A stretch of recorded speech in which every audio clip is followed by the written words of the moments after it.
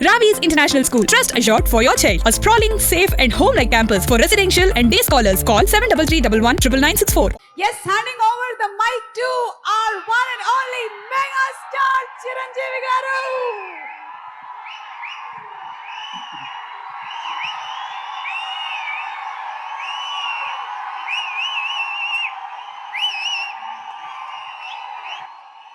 Thank you.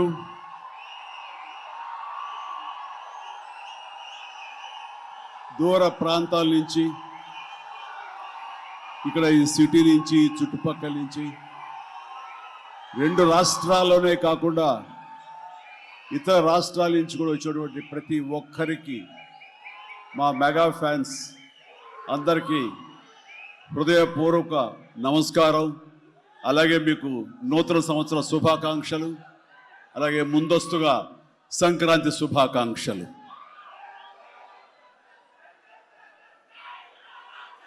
ఇక్కడ నా మిత్రుడు, సోదర సమానుడు, అత్యంత ఆప్తుడు వెంకీ ఆయనతో చేయటం అన్నది నాకు చాలా ఎక్సైటింగ్ ఉంది. దాని గురించి తర్వాత మాట్లాడతాను. ముందుగా ఏంది వెంకీ సంగతి అంటే అదిరిపోద్ది సంక్రాంతి అని. ఏంది బాసు సంగతి అంటే మనదే కదా సంక్రాంతి అని, ఎరగదిద్దాం సంక్రాంతి అని అంటాం.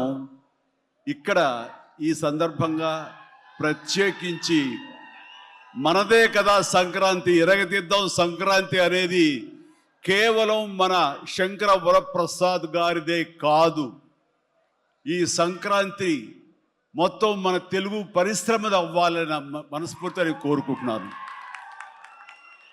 అందరికీ డార్లింగ్, ఇందా మన అనిల్ చెప్పినా, ఎవరు చెప్పినా,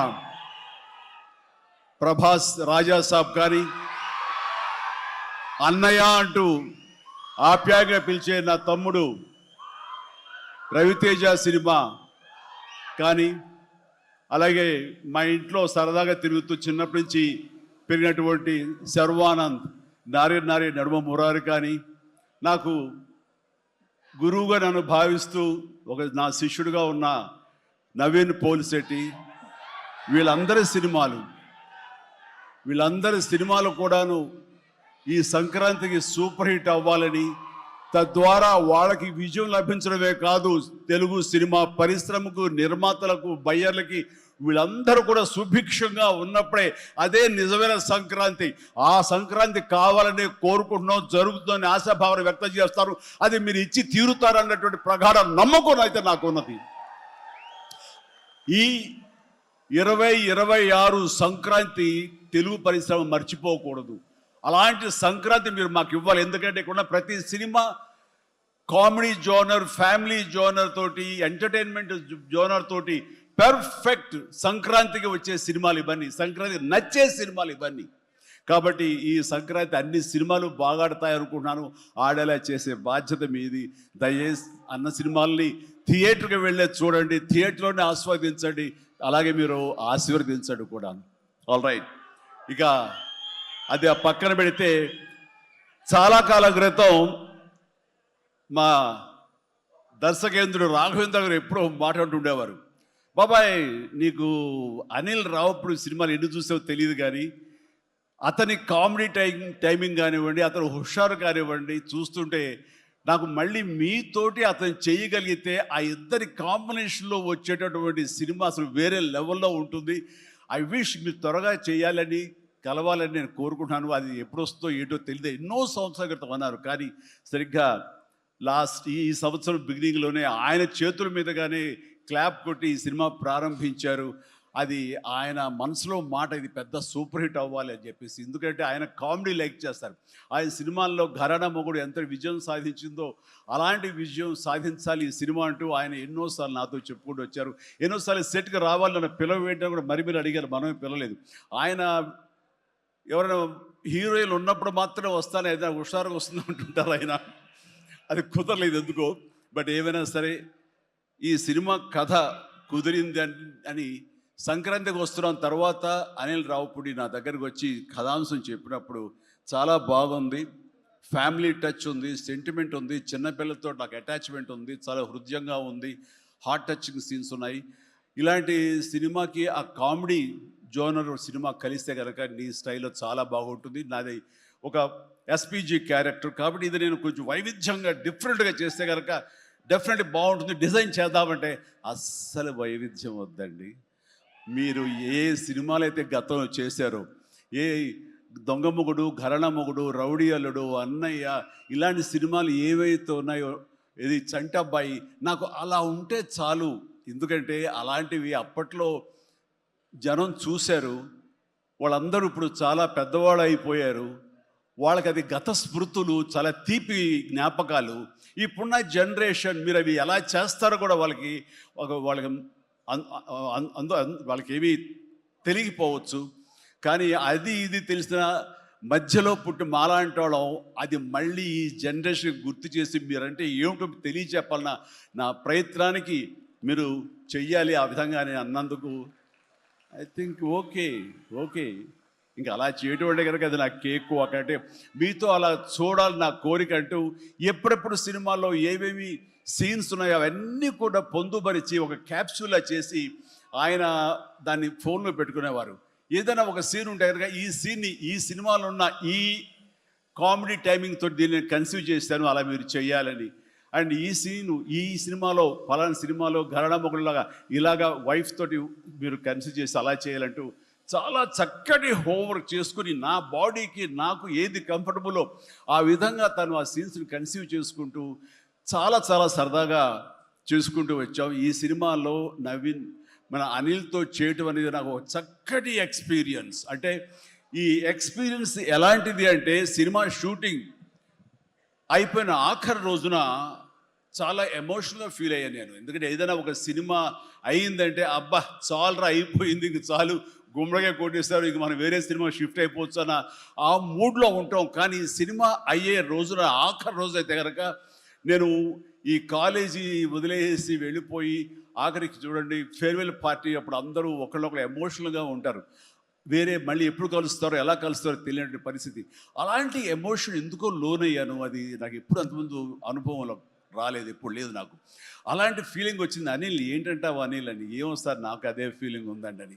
ప్రతిరోజు ఒక ఎక్స్కర్షన్కి వెళ్ళినట్టు, ప్రతిరోజు ఒక పిక్నిక్కి వెళ్ళినట్లుగా సరదాగా జరుగుతూ మార్నింగ్ 9 నుంచి 8 నుంచి ఈవినింగ్ 7:30, 8 వరకు కూడా ఎంత చక్కగా సరదాగా జరిగిందంటే నాకు ఎప్పుడు ఇంత బాగా జరిగిందంటే మరీ పూర్వం ఆ రోజుల్లో అది గుర్తుకొచ్చింది. కానీ ఈ మధ్యకాలంలో ఇంత సరదాగా ఎంతో హుషారుగా జరిగిన సినిమాలు అయితే నాకు ఇది చేయలేదు.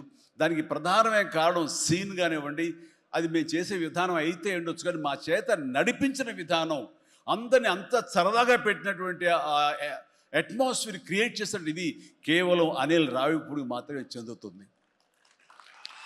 అండ్ ఎక్కడ ఏది టైం తెలియనివాడు, ప్రతి ఒక్కరిని on the screen off the screen హుషారుగా ఉంచుతాడు. ఇలాంటి డైరెక్టర్లు దొరికితే కనుక ఎవరైనా సరే ఇలాంటి క్యారెక్టర్స్ చాలా ఈజీగా చేసేయగలరు. అండ్ మరీ ముఖ్యంగా అనిల్ రావిపూడి గురించి నేను చెప్పాలనుకున్నది, ప్రతి ఒక్కరు కూడా తెలుసుకోవాల్సింది ఏంటంటే ఈ సినిమా ఆల్రెడీ సూపర్ హిట్ అయిపోయింది. ఏ రకంగానంటే బడ్జెట్ పరంగా విత్ ఇన్ ది లిమిట్, అలాగే డేస్ పరంగా అనుకున్న దానికంటే తక్కువ రోజుల్లో ఇది అత్యద్భుతంగా తీయగలిగాడు. ఒక సినిమా సూపర్ హిట్ అయిందని ఎలా చెప్పగలవంటే డైరెక్టర్ మొత్తం తన గ్రిప్లో ఉంచుకుని అది బడ్జెట్ దాటనివ్వకుండా విత్ ఇన్ ది టైం చేయగలటం అనేది ఆ సినిమాకి అది మొదటి సక్సెస్. ఎన్ని సినిమాలు ఈ రకంగా ఉన్నాయో చెప్పండి అంటే చాలా తక్కువగా మనం లెక్క పెట్టుకోవాలి. ఆ రకంగా ఇది మొదటి విజయం సాధించింది. రెండో విజయం రేపు 12వ తారీఖున ప్రజల ముందు మీరు నిర్ణయిస్తారు ఎంత ఘన విజయం మీరు మాకు ఇస్తారు అన్నది. ఇక ఈ సినిమా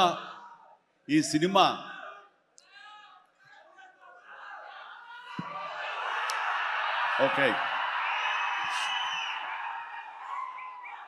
ఇక ఈ సినిమాలో నేను నెక్స్ట్ చెప్పుకోదగిన వ్యక్తి వెంకటేష్, నా బ్రదర్. ఎప్పుడు కలుసుకున్నా సరే చాలా సరదాగా మాట్లాడుకుంటాం. ముఖ్యంగా ఇప్పుడు మీ ముందు తమాషాగా కామెడీగా హుషారుగా మాట్లాడినా సరే అతనితో 1-to-1 కూర్చుంటే చాలా ఫిలసాఫికల్గా ఇన్ డెప్త్ ఇంతటి డెప్త్ వ్యక్త వెంకటేష్. అందుకైనా ప్రతి ఒక్కరు ఎంత పాజిటివ్ మనిషి, పాజిటివ్ వైబ్స్ ఉంటాయి ఆ మనిషి చుట్టూరు అంటుంటారు. నిజంగా అతనితో టైం తెలియదు మనకి. ఎంతో తన ఏజ్కి మించినటువంటి విషయాలు తెలియజేస్తూ జీవితం యొక్క పరమావధి ఏంటి, జీవితం ఎలా ఉండాలి, ఎంత పీస్ఫుల్గా ఉండాలి చెబుతుంటే కనుక నాకు మోడర్న్ డ్రెస్ వేసుకున్న చిన్న సైజు గురువులాగా అనిపిస్తుంటాడు వెంకటేష్. నిజం. సో అలాగా సినిమా జీవితాన్ని తన వ్యక్తిగత జీవితాన్ని రెండు బ్యాలెన్స్ చేసుకుంటూ చాలా చక్కగా ముందుకు సాగుతూ ఎంతో ఇన్స్పైర్గా ఉంటుంది వెంకటేష్. ఇక ఈ సినిమాకి వచ్చేసరికి ఎలా కుదిరింది, ఇందాక అనిల్ రావు ఇప్పుడు చెప్పాడు, ఆ హింట్ ఇచ్చింది మీ ఇద్దరం కలిపి చేసేలాగా ఏదైనా ఒక ఎపిసోడ్ క్రియేట్ చేసి అక్కడ వినియోగించుకుందాం, మా ఇద్దరు కాంబినేషన్ సినిమాకు ఉపయోగపడే విధంగా సినిమాలో అంతర్భాగంగా ఉండేలాగా అన్నందుకు అని చెప్పిన విషయం ఎలాగా ఇదేంటంటే ఒక ఐదేళ్ల క్రితం అనుకుంటా మీ ఇద్దరం అమెరికా వెళ్ళాం. లాస్ ఏంజల్స్ వెళ్ళినప్పుడు అక్కడ మిత్రుడి ఇంట్లో కూర్చున్నప్పుడు అంత ఎదురు కూర్చొని పిచ్చాపాటి మాట్లాడుకుంటుండగా వాళ్ళు ఎవరు అబ్బా మీ ఇద్దరు చూస్తుంటే చాలా బాగుందండి, ఒక స్టిల్ తీసుకుంటాం అంటూ వాళ్ళు స్టిల్ దిగిపోతుంటే అక్కడ తీయదు. చిరంజీవి కూర్చుంటారు, నేను నిలబడతాను అని చెప్పేసాడు. అదేంటి వెంకీ అలా కాదు, నేను నిలబడతాను అన్నాను.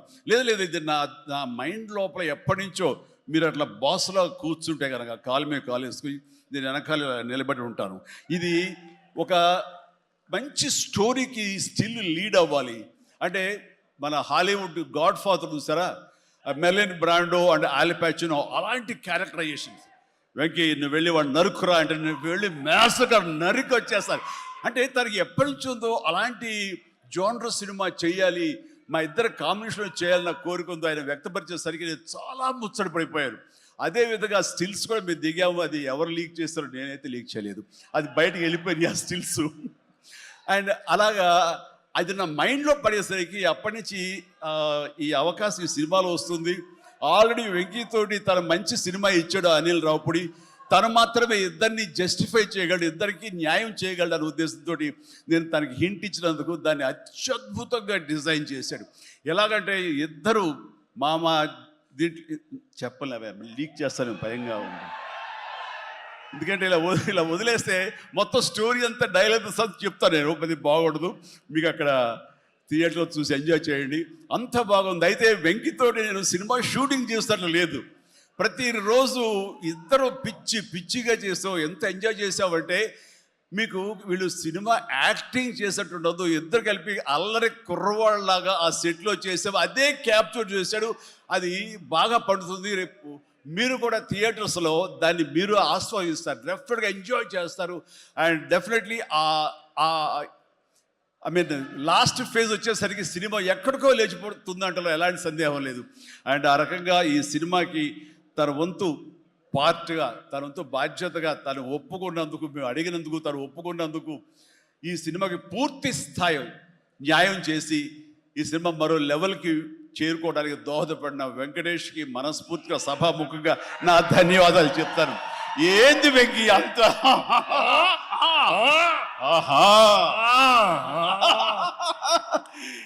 ఇదే సరదా. అండ్ నేను చాలా చెప్పను కానీ సినిమా చూస్తే కనుక నేను ఎంత చెప్పినా సరే తక్కువే అవుతుంది, మీరు ఎంత ఊహించుకున్నా సరే అది తక్కువే అవుతుంది. సినిమా చూడండి, మేము చేసినటువంటి 18 రోజులు అనుకుంటా చేశారు వెంకీ. ఈ 18 రోజుల్లో ఒక 7-8 రోజులు సీన్స్, ఒక 5 రోజులు 6 రోజులు సాంగ్, ఇంకా 2 days చిన్న ప్యాచ్ వర్క్. ఈ రోజుల్లో ప్రతిదీ ఎంత అంటే ఇంకా ఎంజాయ్ చేశారు, ఇది షూటింగ్ చేసినట్టు అనిపించట్లేదు. ప్రతి సినిమా ఇలాగే ఉంటే ఎంత బాగుంటుందా అని అనిపిస్తుంది నాకు. అందుకని మనస్ఫూర్తిగా సభాముఖంగా అందరి సమక్షంలో వెంకటేష్కి ఇది మన ఇద్దరి మధ్య ధన్యవాదాలు తెలియజేస్తూ, ఇది మచ్చు తురక. ఇందాక అనిల్ రావిపూడి అడిగినట్లుగా ఈ కాంబినేషన్ ఫుల్ ఫ్లెడ్జ్డ్గా ఎప్పుడు దొరుకుతుందంటే వెంకీ నేను రెడీ. అండ్ అనిల్ రావిపూడి ఎవరో ఎందుకు, ఈ అవకాశం నువ్వే తీసుకుని ఖచ్చితంగా నువ్వు స్టోరీ రాసుకో, మీ ఇద్దరం ఇదే ప్రాణం పెట్టి, ఇదే హుషారు పెట్టి, ఇదే గిలిగిద్దలతో మీకు సినిమా చేసి పెడతాం. కానివ్వండి, ఎప్పుడు వస్తుందో తెలియదు. తర్వాత అలాగే నయనతార ఈ సినిమాలో ఏం చేశాడో, ఎలా ఒప్పించాడో కానీ మన అనిల్ రావిపూడి అంతకుముందు 2 సినిమాలు చేశాను, తెలుగు గాడ్ ఫాదర్ కానివ్వండి, లేకపోతే సైరా కానివ్వండి. ఆ సినిమాలో తను చాలా గుమ్మరంగా ఉంటుంది, తను పని చేసుకుంటుంది, డిగ్నిఫైడ్గా ఉంటుంది, వెళుతుంది. కానీ మళ్ళీ అసలు ఈ సినిమాలో అయితే ఎంత సరదాగా కలిసిపోయిందో, ఓ ఫ్యామిలీ గర్ల్ లాగా మాతో కలిసిపోయి మా కుటుంబ సభ్యురాల్లాగా తను ఉండి ఎంత సరదాగా చేసిందో. నేను అన్నాను, ఏంటి అనిల్ ఏం చేసిందో, ఏం మాట్లాడావు, ఏం కన్విన్స్ చేసావు, తను ఇవన్నీ ఒప్పుకోవడం ఏంటి, ప్రపోజ్కు రావడం ఏంటి, అడగగానే తను చాలా రెచ్చిపోయి అసలు నయనతార నుంచి కొత్త నయనతారలా కనబడి చేసావు, ఏం చేసావంటే అడగండి సార్ కొనుక్కొని అంతే. అంటే నా ఉద్దేశం అటు ఇటు తిరిగేదిరా. ఏం చేశాడో తెలియదు, కానీ డెఫినెట్లీ ఆ అమ్మాయి అంత ఇష్టపడుతుంది.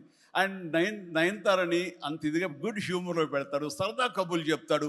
అండ్ తను పని చేసుకుని సీరియస్గా ఉండే మనిషి కాదు కాబట్టి వాళ్ళు కూడా అంత ఇదిగా లైక్ చేస్తారు. కాబట్టి తను ఏది అడిగినా వెంటనే ఎలాంటి ఇన్హిబిషన్ లేకుండా వాళ్ళు ఒప్పుకుంటారు. అదే జరిగింది, అంత గుడ్ హ్యూమర్లో పెట్టాడు కాబట్టి ఈ సినిమాకి ఆ అమ్మాయి యాడెడ్ అట్రాక్షన్ అయ్యింది. నయనతార ఇందులో కనిపించిన తీరు కానీ, తను చేసిన విధానం కానీ, ఆ సోఫిస్టికేషన్ యాక్టింగ్ కానీ, భారీగా తను నటించి మెప్పించింది. కానీ వావ్ బాగుంది. అంటే ఆ అమ్మాయే లేకపోయి ఉంటే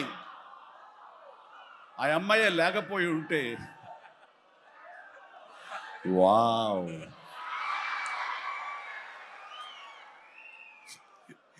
ఇది కూడా క్యాప్చర్ చేశాడు. ఈ వావ్ ఎక్కడొస్తో మీ సినిమా చూస్తే తెలుస్తుంది. లీక్ చేసేసాను. All right. సో ఆ అమ్మాయి నయనతార తోటి అంత బాగా చేయించాడు.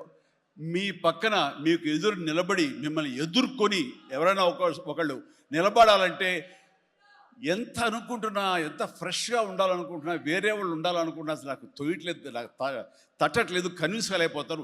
ఖచ్చితంగా నయనతార ఉండి తీరాల్సిందేనండి, ఎంతైనా సరే ఎలాగైనా సరే అన్నాడు. ఆ అమ్మాయిని తీసుకొచ్చారు, ఒప్పించారు. ఆ అమ్మాయి కూడా అంతా కోఆపరేట్ చేసింది. అండ్ నయనతార ఇవాళ రాలేని పరిస్థితిలో ఉంది కాబట్టి thank you Nayanthara, thank you so much.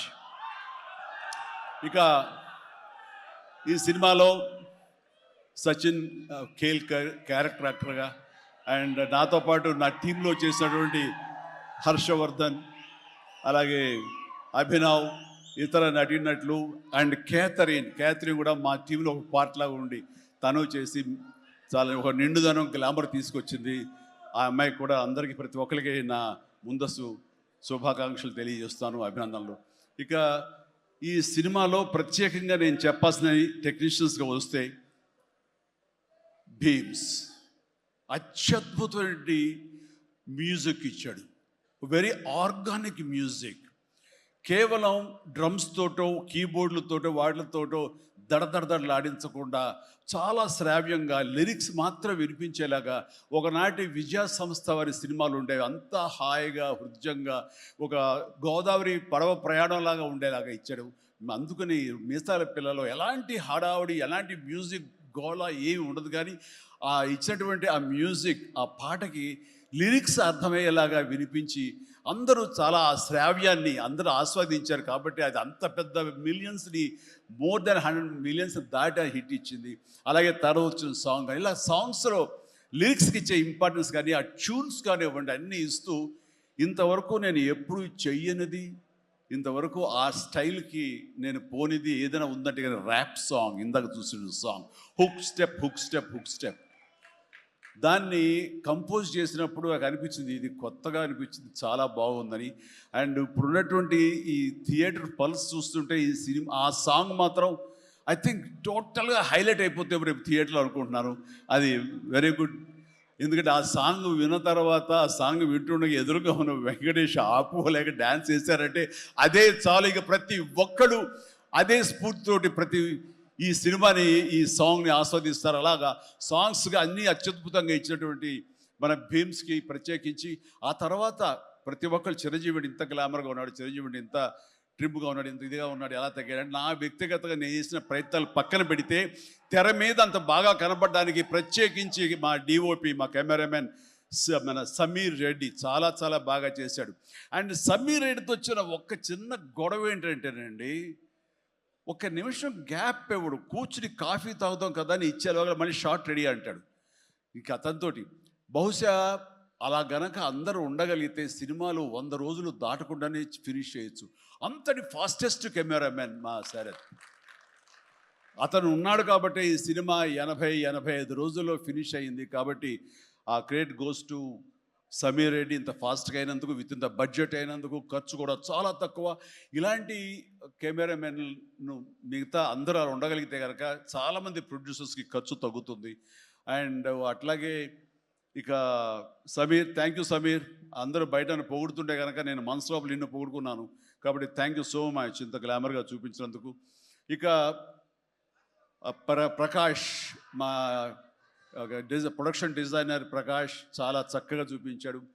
And Tammiraju గారు, అలాగే వీళ్ళన్నీ ఒక పక్కన ఉంటే కనుక అహర్నిశలు అంటే డే 1 నుంచి ఈవెల్ట్ వరకు కూడాను మన అనిల్ రావుపూడి స్టోరీ టీమ్, సాయి, నారాయణ, ఇంకా రాజేష్, ఇలాగ వీళ్ళందరూ ఉన్నారు. వాళ్ళ పేరు పేరున నేను వాళ్ళు పడ్డ కష్టాన్ని కానీ, వాళ్ళు తీసుకున్న శ్రద్ధాశక్తులు కానీ హృదయపూర్వకంగా నాకు సంతోషాన్ని, అభినందనలు, ధన్యవాదాలను తెలియజేస్తాను. వాళ్ళు అంత ఇదిగా ఉన్నారు. ఇక్కడ అనిల్ రావుపూడి గురించి ఇంకొక విషయం నేను చెప్పాలండి. ఏంటంటే అందరం సినిమా తీస్తూ ప్రేమించాలి. సినిమాని ప్రేమిస్తేనే మన యొక్క ఎఫర్ట్స్ తోటే సినిమాని ఆద్యంతం చాలా అద్భుతంగా తీయగలం మనం. అయితే సినిమా తీస్తున్నంతసేపు ఎంత ప్రేమిస్తాడో, ఎంత ఇష్టపడతాడో, ఎంత ఎంజాయ్ చేస్తాడో, అంత బాగా మన నుంచి యాక్టింగ్ రాబడతాడో, అంతకంతా సినిమా పూర్తయిన తర్వాత కేవలం దానికి బాగుందా లేదా అని మళ్ళీ ఒకసారి తనుగా సమీక్షించుకున్నప్పుడు ప్రతిపక్ష నేత అయిపోతాడు. ఎదురు వెళ్ళిపోయి ఈ సినిమా ఎందుకు చూడాలి, ఈ సీన్ ఎందుకు వాళ్ళు ఎంజాయ్ చేయాలి, ఈ సీన్ ఎందుకు ఇంత ఇదైంది, ఇంత లెంగ్త్ అవసరమా అని దాని మీద దాన్ని ఏమాత్రం ప్రేమించకుండా చాలా కఠినంగా ఎక్కడ లెంగ్త్లు ఎక్కువైనా సరే అన్నీ కూడా తీసేసి దాన్ని క్రిస్ప్ చేయడానికి కానీ, ఆ సినిమా ఎంతవరకు అలరిస్తుందో అలరించేందుకు కానీ అన్ని రకాల ప్రయత్నాలు చేస్తాను. నాకు నచ్చింది అది. ఎందుకంటే నిన్న మొన్న వచ్చి ఒక మెయిన్ ఎపిసోడ్ ఏదో లేపేసావు, లేదు లేపేసావు అని అడిగాను. లేదు, అది కథకి అడ్డొస్తుంది, స్టోరీ నెరేషన్గా అడ్డుపడుతుంది కాబట్టి తీసేసారన్నాడు. అలా తీయాలంటే గట్స్ కావాలి. ఎంత కొంత అన్ని రోజులు ఎఫర్ట్ చేసాము, అది అవసరమా, అది వాళ్ళు తీసేసి ఏమనుకుంటారు, ఎలాంటి ఇది లేకుండా ఖచ్చితంగా నిష్కర్షగా దాన్ని తీసి అవతల పడేసాడు. దానివల్ల సినిమా పేస్ పెరిగిపోతుంది, సినిమా పరిగెడుతుంది, అండ్ ఎక్కడ ఆగట్లేదు, ఆలోచింప చేసుకునే విధంగా ఉండదు, ఎంజాయ్ చేయడం తప్ప. ఆ రకంగా సినిమా ఎంత ప్రేమించి చేస్తామో ఆ తర్వాత అది ఫైనల్ వెర్షన్ బిఫోర్ ఆడియన్స్ దగ్గర వెళ్ళేటప్పుడు మనమే దాన్ని క్రిటిసైజ్ లాగా, క్రిటిక్ లాగా దాన్ని మనమే ప్రతిపక్ష హోదాలో ఉండి దాన్ని అన్ని రకాలుగా ట్రిమ్ చేసుకోగలిగితే అన్ని సినిమాలు చాలా బాగుంటాయని అనుకుంటున్నాను. అండ్ ఈ సందర్భంగా ఇక ఏమి లేదు, last but not least producers Sahu Garapati చిన్నవాడైనా సరే చాలా గుంభరంగా ఉంటాడు. ఎంతసేపటికి ఆ వర్క్ మీద తన ఇన్పుట్స్ ఏమి ఇవ్వాలనే దాని మీద ఆ ప్రయత్నాలు చేసుకుంటూ చాలా క్వైట్గా ఉంటాడు. ఎక్కడ కూడా ఏ రోజు కూడా ఏంటిది, ఇది జాప్యం ఏంటి, లేట్ ఏంటి అనేది ఏమి లేకుండా అంత కంఫర్టబుల్గా మా అందరికీ ఏర్పాటు చేశారు. దానికి ఆయన ఎఫర్ట్స్ కానీ ఆయనకున్న ఆ లిటిల్ ఎక్స్పీరియన్స్లో తనకు ఉన్నదానికి దీనికి మనస్ఫూర్తిగా సాహు ప్రత్యేకించి నా హృదయపూర్వక ధన్యవాదాలు. మంచి ప్రొడ్యూసర్ని నాకు అందించినందుకు మీకు నా ధన్యవాదాలు తెలియజేస్తాను. అండ్ అలాగే ఇంకా నా బిడ్డ సుష్మిత, తను ఈ సినిమా నేను చెయ్యాలి, ఈ పరిశ్రమ రావాలి అనుకున్నప్పుడు ఈ పరిశ్రమ ఖచ్చితంగా ఆదరిస్తుంది అని అనుకున్నప్పుడు ఒకటి మీరు కష్టపడి పనిచేస్తే కనుక ఇక్కడ రిజల్ట్ బాగుంటుంది, ఇక్కడ ఖచ్చితంగా మీకు ఆదరణ లభిస్తుంది, మీరు సక్సెస్ అవుతారని చెప్పినప్పుడు కష్టం అనేది నేను చిన్నప్పుడు ఇంట్లో చూశాను. అలాంటి నేను కష్టపడడానికి ఏమాత్రం నెరవను, ఏమాత్రం బెదరను, ఖచ్చితంగా చేస్తానంటూ ఈ సినిమా తనతోటి చెయ్యమ్మా, ఇద్దరు కలిపి చాలా మంచి కాంబినేషన్ అవుతుంది అనుకున్నప్పుడు ఆ సాహు గారు తను బెస్ట్ కాంబినేషన్లో ఈ సినిమాని చేసి ఈ సినిమాలో ఒకసారి అయ్యో ఎందుకు ఇంత కష్టపడుతుంది, ఇంత కష్టం అవసరమా నాకు అనిపిస్తుంది తండ్రిగా. కానీ ఒక బిడ్డగా కేవలం ప్రొడ్యూసర్గా నేను మా నాన్నని, మా హీరోని నేను ఇంప్రెస్ చేయాలి, ఆయన ద బెస్ట్ నేను ఇవ్వాలి ఈ సినిమా అంటూ తను కూడా ఈ సినిమాలో ఒక మామూలు టెక్నీషియన్ లాగా, ఒక మామూలు ప్రొడ్యూసర్ లాగా తనంత కష్టపడి చేసింది. నేను ఒకటే సంతోషిస్తాను, తనకి అన్ని విధాలుగా అన్ని కంఫర్ట్స్ ఉన్నాయి, అన్ని రకాలుగాను తను ఈ సినిమాలు చేయాల్సిన అవసరం లేదు. తన ఫ్యామిలీని చూసుకుంటుంటే కనుక గడిచిపోతుంది జీవితం అంతా. కానీ అలా కాదు, నేనేదో సాధించాలి, నువ్వు సాధించి చూపించావు లైఫ్లో, ఎంతోమంది మార్గదర్శకంగా ఉన్నావు, అలాంటి నిన్ను ఆదర్శంగా తీసుకుని మేము ప్రూవ్ చేయాలి అనే దాంట్లో ఉంది. అండ్ అలా చేస్తూ ఈ రోజున ఈ సినిమా డెఫినెట్లీ హిట్ అవుతుంది. ఇలాంటి గర్వకారణమైన సినిమాని తండ్రిగా నాకు గిఫ్ట్ ఇచ్చినట్టుగా తను భావిస్తుంది. ఆ సంతోషం తను పొందుతున్నాను నాకు తెలుసు. అండ్ అలాగే కాకుండా ఈ రోజున ఈ పరిశ్రమలో నాకు చేదోడు వాదోడుగా ఉంటూ, నాకు భుజం కాస్తూ, అన్ని రకాలుగా నాకు అండదండలు అందిస్తూ, నాకు మరో బిడ్డ ఈ అనిపిస్తూ, అండ్ ఇంటికి పెద్దదైనందుకు ఆ పెద్దరికాన్ని తను సొంతం చేసుకుంటూ నాకు అన్ని విధాలుగా చేదోడు వాదోడుగా ఉంది. అది థ్యాంక్ యూ పాప. అందరి ముందు ఇటు పక్కన అమ్మా, ఇటు పక్కన ఉంది. ఇది రామ్ చరణ్తో పాటు నాకు మరొక బిడ్డ. అలాగే మా చిన్న పాప కూడా అక్కడ టీవీ చూస్తుంటేమో. థ్యాంక్ యూ నాన్న. ప్లీజ్ ఇదే రకంగా ఉండండి, ఇదే కష్టాన్ని నమ్ముకోండి. ఖచ్చితంగా భగవంతుడు మీకు ఆశీస్సులు అందజేసి ఇలాంటి విజన్ ఇస్తాడు. అండ్ మేము ఎంత ఇచ్చామన్నది కాదు పాప, మీరు ఎంత సాధించుకున్నారు అనేది నాకు మరింత గర్వంగా అనిపిస్తుంది. నువ్వు ఆ దిశగా వెళ్తావు. All the very best. ఆ తర్వాత ఇక్కడ చాలా దూరం నుంచి వచ్చారు. మీరందరూ కూడా చాలా జాగ్రత్తగా వెళ్ళండి.